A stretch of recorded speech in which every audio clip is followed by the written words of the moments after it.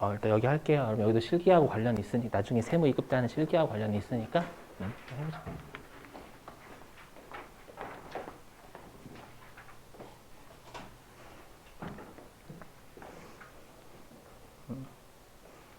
자, 여기는 주로 이제 이론 쪽 나오는데 가끔씩 실기 내거든요. 일단 보시죠.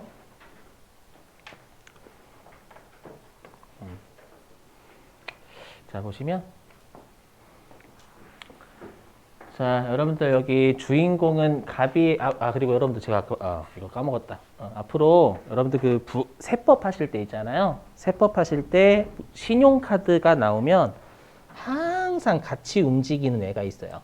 그걸 좀 외워주셔야 되는데 우리가 항상 신용카드 나오면 항상 세트로 나오는 게 이 두 놈이에요. 여기 있는 직불카드. 직불카드가 뭔지 아시는 분? 체크카드고요. 그다음에 현금 영수증. 됐죠? 그다음에 김영식 선불카드는 우리가 신용카드 중에서 내가 카드에 돈 들어가 있는 것만큼 쓸 수 있는 걸 선불카드라고 하거든요. 알죠? 근데 김영식 선불카드는 우리가 별로 이제 우리 시험에서 안 내니까 신용카드 매출전표가 여러분들 신용카드 결제하신 받으시는 걸 매출전표라 불러요. 그거 나오면 무조건 체크카드하고 현금 영수증 항상 세트로 묶인다라는 걸 좀 기억해 주세요. 알죠? 자, 한번 해보죠. 보시면. 그럼 여기에서 보시면 제목이 신용카드 매출전표 등 발행세액공제라고 되어 있죠. 그럼 우리가 증명서류는 발행을 공급자가 해요? 공급받는 자가 해요? 발행. 공급자가 해요? 판매자가 발행을 해요? 그러다 보니 여기서는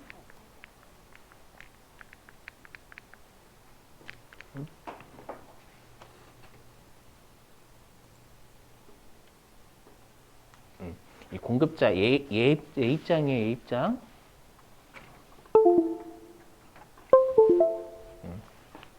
자, 보시죠.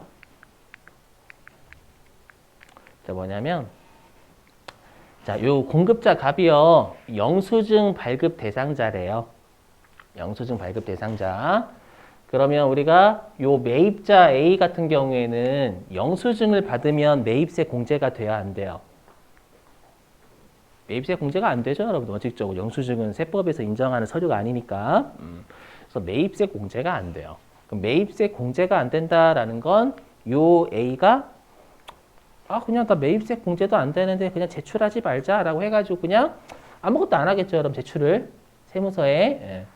그러면 이제 공급자 갑이 그럼 매입자 A가 얘가 제출을 안 하면 공급자 갑도 세무서에 제출 안 하면 탈세를 할 수가 있는 거예요. 아시죠? 그래서 공급자 갑이 탈세를 할 수가 있는데 갑자기 요 매입자 A가요, 뭐로 결제를 했냐면 신용카드로 결제를 한 거예요. 알죠? 그럼 신용카드로 결제를 하게 되면 신용카드 전표를 끊어줘야 되잖아요. 그럼 신용카드 전표를 끊어주면 요 갑의 매출액은 무조건 드러나게 돼 있어요. 여기까지 되셨어요? 자, 그러다 보니까요. 요 공급자 갑, 왜 얘한테 세액공제를 왜 해주는 거냐면요.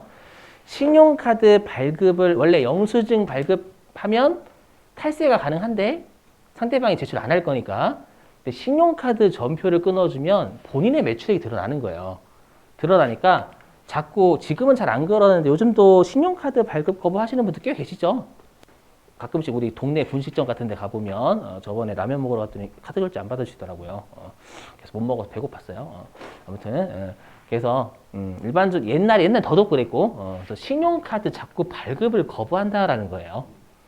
알죠? 영수증 발급하시는 분들이 원래 영수 발급하셔야 되는데 상대방이 신용카드 결제하면 신용카드 전표에 본인의 매출액이 드러나니까 자꾸 신용카드 발급 거부를 한다라는 거예요.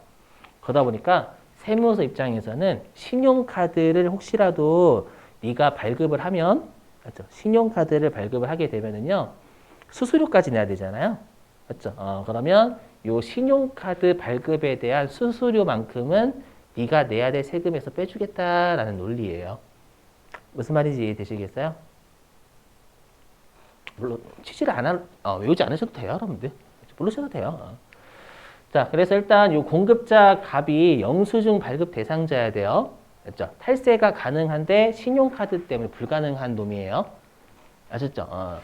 자, 그러면 요거는 좀 외워주셔야 돼. 뭐냐면 요거 일단 우리가 간이과세자 중에서 4,800만 원 미만이신 분이 영수증 발급하잖아요. 그죠? 그리고 우리가 세금 계산서 발급 금지 업종 아까 배웠죠, 우리. 그 금지 업종도 영수증 발급하거든요. 그 다음에 우리가 카드 발급 거부를 하지 말아줘라는 것에 대한 혜택이라고 했었죠. 그래서 일단 법인은 안 돼요. 이거는 좀 중요하네요. 나중에 실기 설명드릴 때 세무 2급 때요. 설명드릴 게 있어요. 법인은 여기 있는 공제 안 돼요. 왜냐하면 법인은 옛날에도 신용카드 발급 거부를 잘 안 했어요. 주로 개인이 신용카드 발급 거부를 많이 했어요, 옛날에. 그래서 개인밖에 안 되고요. 자, 그리고 우리가 신용카드 발급 거부도 매출액이 크신 분들은 거부 잘 안 하죠. 옛날에. 예, 주로 매출액이 작으신 분들이 거부를 한다라는 개인 사업자분들 중에서도. 그래서 요건이 요게 10억, 여기가 10억이에요. 그래서 직전 연도 공급가액이 10억 원 이하인 개인 사업자 있죠. 이분들이 원래 영수증 발급 대상자이신데 신용카드 전표로 발급을 끊어주잖아요. 그러면 카드 회사에 대한 수수료를 빼줘요. 근데 일반적으로 여러분들 영수증 발급하시는 분들이면 여기는 10억 원 이하라고 돼 있지만 거의 한 4,800만 원도 거의 안 되시겠죠, 여러분들. 맞죠? 요건 이렇게 돼 있지만 자, 그럼 얼마를 해주냐? 이렇게 해줘요. 1.3% 대략 한 이 정도 되는 걸로 알고 있어요. 카드 수수료가 제가 알기로는 2.1%가 아마 그 정도 될 거예요. 1.8%인가 아무튼. 그렇죠? 그래서 결제 금액의 1.3%를 해줘요. 외워주셔야 돼요. 무조건 1.3%. 자, 그리고 한도는 1년에 1,000만 원. 그렇죠? 그럼 우리가 나중에 세무 2급할 때 실기에서 중요한 게 뭐냐면 보시면 나중에 세무 2급할 때 실기에서 중요한 게 뭐냐면은요. 여기 보이세요? 여기 신용카드 매출 전표 등 발행 공제 보이시나요? 여기. 근데 우리 시험은 무조건 법인 사업자 내잖아요. 법인 사업자를 내기 때문에 여기에 우리가 원칙이 안 넣어요. 알죠? 근데 여기에 넣어도 뭐라고 안 하거든요. 그러니까 제가 하고 싶은 말은 뭐냐면 나중에 갑자기 19번에 금액이 들어가 있는 거예요. 해답에. 아시죠? 근데 여기 해답에 여기 금액이 다 들어가 있거든요. 근데 안 넣어도 상관없는 거예요. 왜냐면 법인은 요 공제가 안 되니까. 아셨죠? 미리 말씀드리면. 그래서 나중에 이제 여러분 해답에 여기에 뭔가 적혀져 있을 거예요. 적혀도 되고 안 적혀도 상관없다라는 거예요.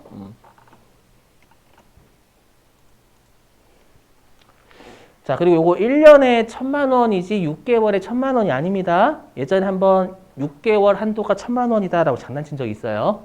이것도 좀 유념하시고, 물론 잘 내진 않겠죠, 이거는.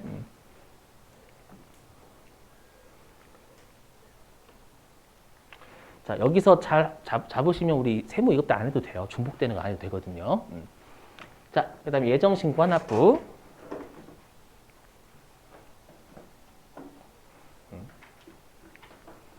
자, 보시죠.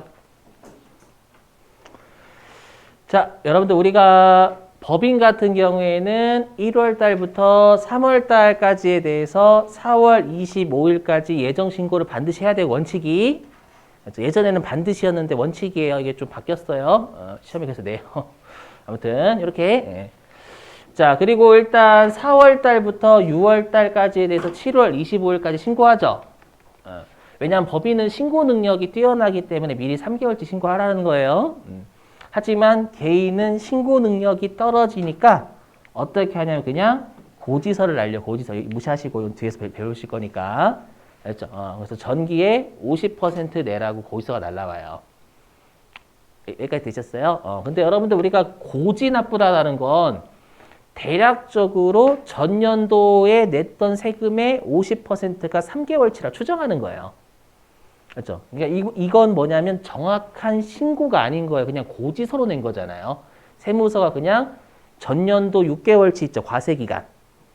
전기 과세기간의 50%만큼이 네가 1월 달부터 3월 달까지 내야 될 세금 정도 되겠다라고 생각해서 고지서 날리는 거예요. 그러니까 이거는 정확한 세금이 아닌 거예요. 알죠? 그래서 개인 사업자분들은 7월 25일 날 어떻게 다시 신고하시냐면 1월 달부터 6월 달 전체에 대해서 제대로 이때 신고하시는 거예요. 6개월치에 대해서. 여기가 되세요? 이렇게 하면 문제점이 있죠. 뭐냐면 1월 달부터 3월 달까지 고지서로 낸 건 2번 과세가 된 거잖아요. 그렇죠? 이렇게 하면 2번 과세니까 어떻게 해주면 돼요? 예, 고지납부로 이미 낸 건 빼줘요. 또 이렇게 하면 되겠죠, 여러분들? 자, 근데 이제 여러분 보실 게 뭐냐면 이게 개정이 돼서 이걸 최근에 내고 있어요. 뭐냐면 이거는 현실에서 중요하고 뭐냐면은요. 그 직전 연도 과세 표준 있죠. 자, 직전 연도 과세 표준이니까 1년치 직전 연도. 자, 직전 연도의 과세 표준이 1억 5천만 원 미만인 법인 사업자. 세법이 이런 것 때문에 좀 힘들어요, 여러분. 그 금액 같은 거 외우는 거. 1억 5천만 원 미만인 법인 사업자 있잖아요. 원래 법인은 무조건 예정 신고 무조건 해야 됐거든요, 예전에는. 근데 혹시라도 네가 직전 1년도의 매출액이 1억 5천도 안 된다면 개인 사업자처럼 고지서 날려주겠으니까 신청하라라는 거예요. 그렇죠? 이게 중요하게 바뀌었어요. 연비리 얘기하면. 일반적으로 법인 중에서 1억 5천만 원 안 되는 사업자 꽤 되죠. 그렇죠? 그러면 우리가 신고 귀찮잖아요, 여러분들. 고지서 날려주는 게 낫지. 그죠? 그리고 나중에 이제 세무이급 때 배우시면 신고 안 하면 가산세 어마하게 두드려 패요. 그럼 가산세 안 낼 수도 있잖아요, 여러분들. 그래도 관심 없어 이표정이신데? 진짜 엄마 하실 때는 여러분 중요하단 말이에요. 가산세 같은 거 나중에. 예. 아무튼 알고 계시고 이거 넘어갈게요. 자, 그 다음에 여기 했었죠? 여기 뭐냐면 개인 사업자. 자, 개인 사업자는 여기. 자, 우리 개인 사업자하고 직전 연도 1년치 매출액이 1억 5천만 원 미만인 법인 사업자 있죠, 여러분들. 그럼 법인 사업자 같은 경우에는 얘가 만약에 예정 신고가요. 요게 1월 달부터 3월 달이래요. 그럼 요게 3개월치인 거잖아요. 그러면 직전 과세 기간, 우리 과세 기간 6개월이죠. 그럼 직전 과세 기간은 7월 달부터 12월 달이잖아, 직전. 이거. 작년. 이게 6개월이죠. 과세 기간 6개월이잖아요. 여기에 50% 곱하면 딱 3개월치 나오겠죠. 6개월에 50% 곱하면 3개월이잖아요. 그래서 직전 과세 기간에 2분의 1은 50%죠. 50%에 해당하는 걸 그냥 고지서로 날려서 내게 한다라는 거예요. 여기까지는 되세요? 무슨 말인지, 왜 이렇게 되는지. 자, 암기입니다, 암기. 뭐냐면, 근데 만약에 고지납부할세액이 50만 원 안 되죠? 여기요. 고지납부할세액이 50만 원이 안 되면 징수하지 않는다라는 것도 외워주셔야 돼요.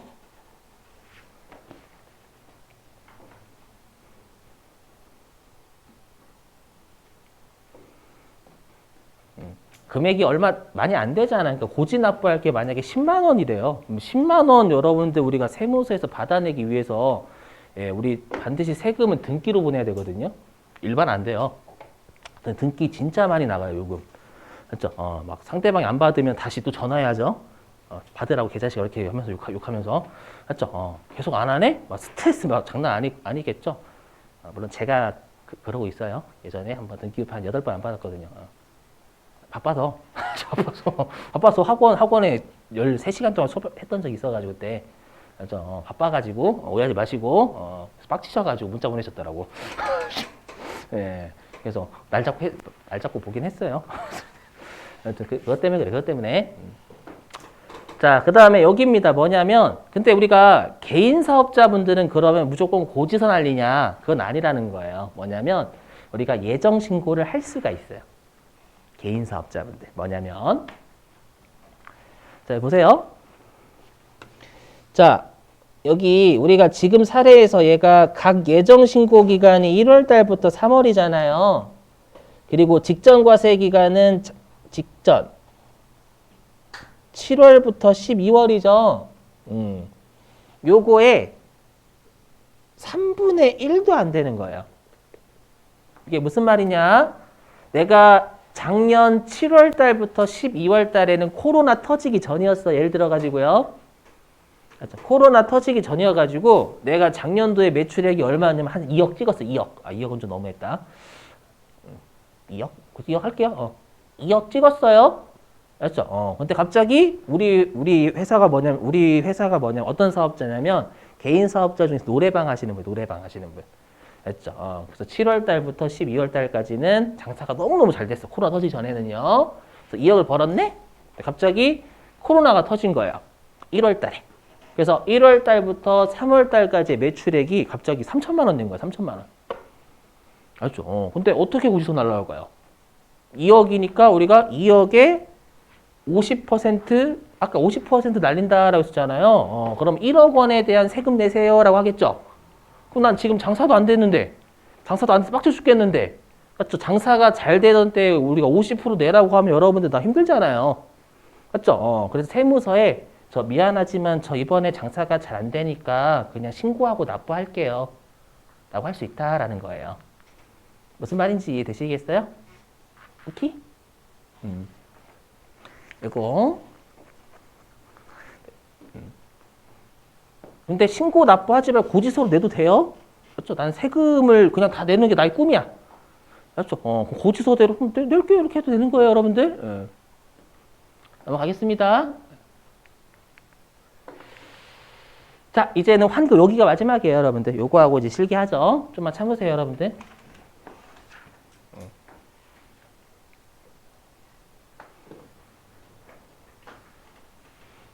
회계 재밌지 않나요? 가끔씩 숙제 내면 회계 안 재밌어요? 세법 하시다가 회계하면 재밌죠. 그렇죠. 제가 그래서 회계를 같이 내는 거예요. 진짜로 여러분들 세법 하다 보면 회계가 갑자기 재밌을 때가 있어요. 계산하고 그러니까. 그죠? 보시면 그죠? 어거지로 끼워 맞추는 거죠 지금. 자, 여기 환급 마지막이에요. 마지막. 여기는 회계 1급 때 꼼꼼히 하고 세무 1급 때 안 할 거예요. 알았죠? 여기 안 할 거예요.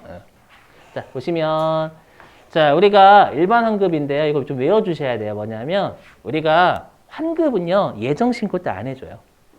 결론부터 말씀드리면 우리가 일반 환급은 예정신고 때 안 해주고요. 확정신고 때 해줘. 확정신고 때. 자, 해볼게요. 자, 보시면 한번 사례 들어볼게요. 자, 내가 1월 달부터 3월 달까지에 대해서 4월 25일까지 일기 예정신고 해야죠. 근데 내가 매출세액은 800원이고요. 매입세액 공제받을 건 1,000원이나 된대요. 이렇게 우리가 매출세액에서 매입세액을 뺐더니 마이너스가 나오면 이건 환급세액이었죠. 납부세액이 아니었죠, 여러분들. 그렇죠? 근데 환급이 안 돼요. 예정신고 때는 안 돌려주겠대. 알죠? 눈물이 앞을 가렸고. 그럼 다시 우리가 4월 달부터 6월 달 전체에 대해서 어떻게 해야 되냐면 7월 25일 날 다시 일기 확정신고해야 되잖아요. 요 4월 달부터 6월 달까지에 대해서요. 자, 그랬더니 자, 매출세액이 1,200원이고 그 다음에 매입세 공제받을 게 1,150원이 돼요. 3월 달부터 4월 달까지요. 되시겠어요? 그럼 50원을 여러분들 7월 25일 날 내요? 아니죠. 왜 아니냐면 나는 200원 못 돌려받았잖아요. 못 돌려받아 갑자기 50원 내래. 억울하잖아요. 그래서 어떻게 해주냐면 예정신고 때 미환급된 세액이죠. 그걸 확정신고 때 납부할 세금에서 빼줘요. 이렇게. 되세요? 그럼 얼마를 돌려받는 거예요, 결론적으로? 150원 돌려받는 거죠, 여러분들. 이해되세요? 자, 근데 바로 안 돌려줍니다, 여러분들. 왜 바로 안 돌려줄까요? 세무서가 바보는 아니에요. 신고한다고 무조건 바로 돌려주면 어떻게 다 환급 신고하게. 맞죠? 그래서 얘가 정말 환급받을 자격이 있나를 검토를 며칠간 합니다. 알죠? 며칠간 하고 돌려줘요. 그게 한 달이에요, 한 달. 그래서 여러분 실제로 소득세나 이런 거 신고하시면 대부분 한 달 내에 돌려받아요. 좀 은근 걸리죠? 환급이 많이 걸려요. 알죠?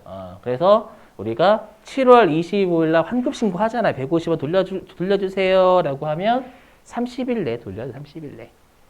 아셨죠? 이렇게.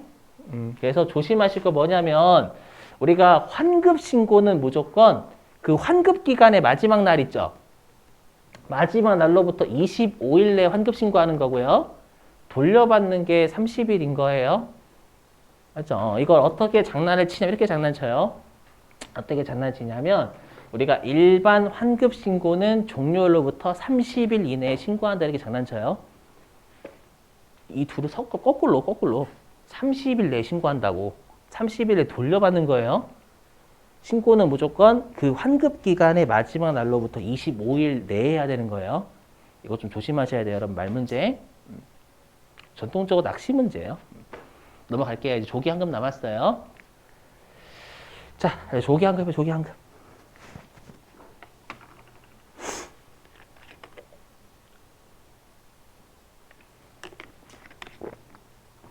자, 일단 조기 환급은요. 말 그대로 일찍 돌려주겠다라는 일찍 돌려주겠다. 그렇죠? 자, 일찍 돌려주겠다라는데 이 조기 환급은 대상이 딱 세 가지밖에 없어요. 그럼 여러분 사지선다로 낼 수 있겠죠? 맞죠? 세 가지밖에 없어요. 자, 첫 번째 영세율. 여러분들 영세율은 우리가 이미 배웠죠. 환급 일찍 해준다고. 왜냐면 외화를 벌어오니까. 그럼 외화를 벌어들이면 당연히 얘가 영세율도 10%한테 매입할 때는 매입세 부담했죠? 맞죠? 그럼 빨리 돌려줘야 여러분 우리가 나중에 수출해가지고 여러분 외화를 벌어오잖아요. 그렇죠? 그래서 영세율 조기 환급 가능. 자, 그 다음에 설비 투자는 뭐냐면 여러분들 우리 감가상각 자산 있죠? 감가상각 자산은 비싼 애들이 많아요? 비싸지 않은 애들이 많아요? 비싼 애들이 많죠. 그래서 내가 만약에 이번에 건물을 30억짜리 샀어요. 30억. 그럼 매입세 3억 부담했겠죠? 맞죠? 근데 내가 모르고 이걸 예정신고 때 매입을 한 거예요. 건물 30억을요. 그럼 매입세 3억도 여러분들 내가 예정신고 때 줬겠지, 상대방한테. 맞죠? 근데 갑자기 세무서가, 죄송한데 예정신고 때 3억은 못 환급해드리고요. 확정신고 지나서 돌려드릴게요. 라고 하면 자금의 압박이 무지하게 심하죠? 이해되시겠어요? 그래서 우리가 감가상각 자산을 시험에 이렇게 돼서 설비 투자를 신설, 취득, 확장 이렇게 돼서 실제로 법문구는요. 근데 이 설비 투자는 감가상각 자산 얘기예요. 그렇죠? 우리가 서로 투자하는 거 여러분들 우리가 건물이나 기계 이런 데 투자하잖아요. 여러분들 회사들이. 그래서 우리가 감가상각 자산을 우리가 신설하거나 취득하거나 증축 늘리는 거예요. 생산량 같은 걸 늘리잖아요.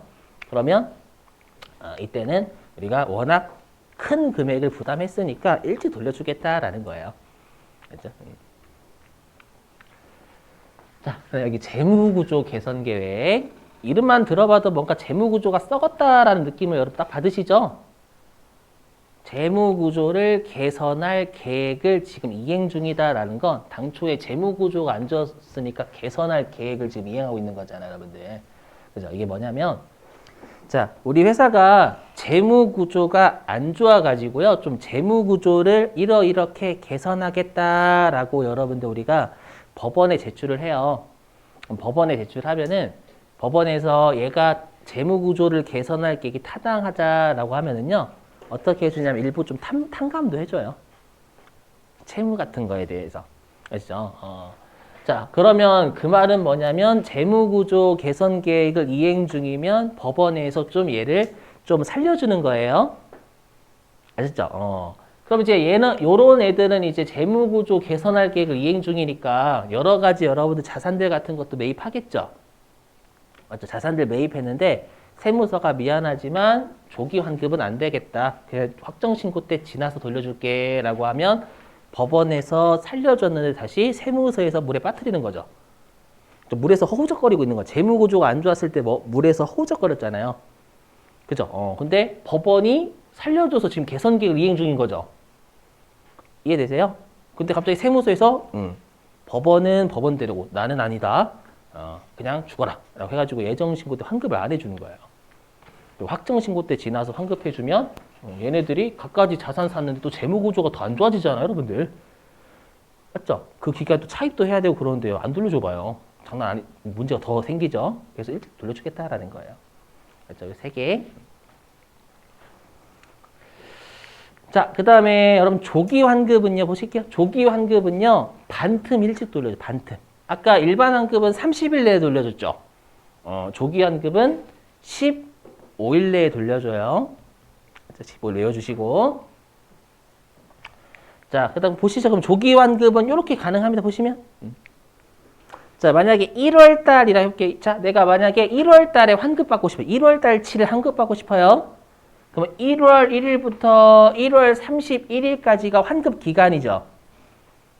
이 환급 기간 아까 제가 계속 말씀드리지만 종료일로부터 25일 내에 돌려주세요. 신고해야 되는 거예요. 그럼 우리가 1월 달에 대해서 돌려받고 싶으면 종료일이 1월 31일이죠. 그걸로부터 25일 내니까 2월 25일까지는 조기환급 신고해야 되는 거예요. 그럼 신고한다고 바로 돌려주는 게 아니라 15일 내에 돌려주는 거예요. 이해되시겠어요? 그래서 이렇게 한 달치에 대해서 조기환급도 가능해요.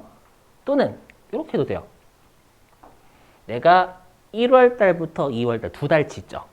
그래서 1월 달부터 2월 달치에 대해서 환급받고 싶어요. 맞죠?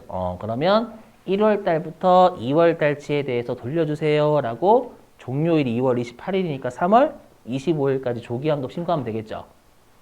맞죠? 이것도 가능하고요. 근데 요건 안 돼요. 여기 위에 있는 거. 요건 불가해요. 요거.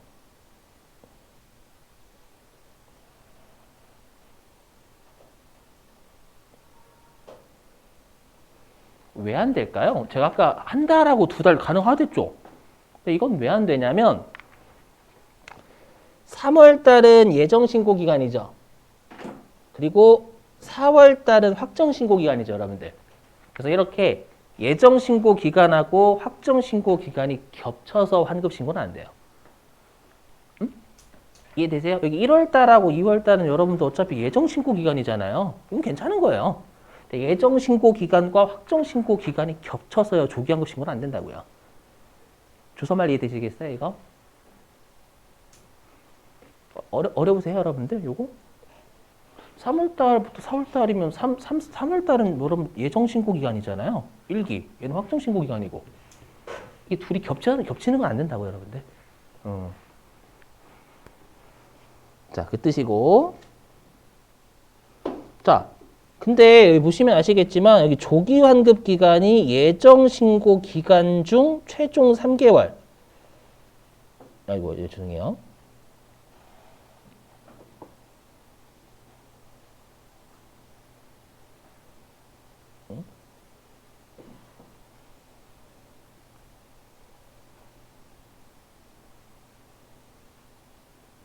이렇게 돼 있잖아요. 여기 뭐야? 예정 신고 기간 중 과세 기간 최종 3개월은 여러분들 확정 신고 기간의 법문구예요.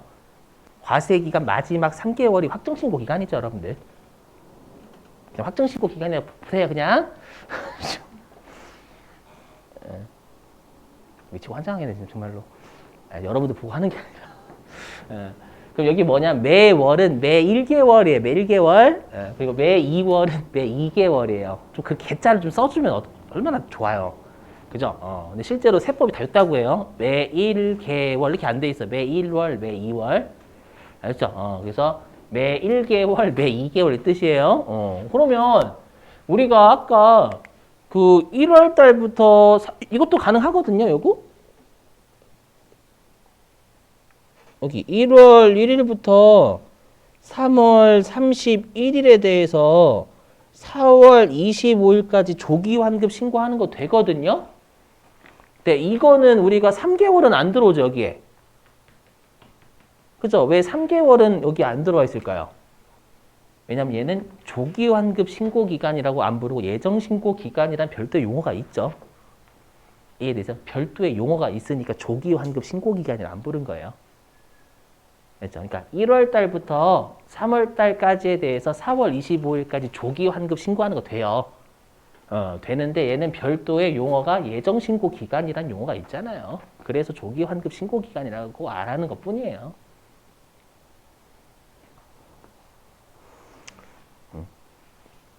그래서 매 3개월은 없어요, 여러분들. 다른 별도의 용어가 있으니까. 자, 그리고 말 문제 이거 뭐냐면 여러분들 내가 만약에 1월 한 달간 있죠. 이 1월 달의 거래에 대해서 환급 받고 싶으면 1월 달 거래 전체에 대해서 신고해야 돼요. 무슨 말이냐? 환급 받을 것만 신고하면 안 된다라는 거예요. 1월 달에 내야 될 것도 같이 신고해야 된다라는 거예요, 여러분들. 알죠? 양아치잖아 이거. 자기한테 유리한 것만 여러분들 쏙 신고하고 자기가 내야 될 거 신고 안 하는 양아치잖아 이거. 알죠? 그래서 부분적으로만 신고 불가능한다라는 건 조기 환급 신고 받을 거면 신고하지 말라는 얘기예요. 알죠? 자, 됐어요. 자, 이제 실기하죠, 여러분들. 컴퓨터 켜시고.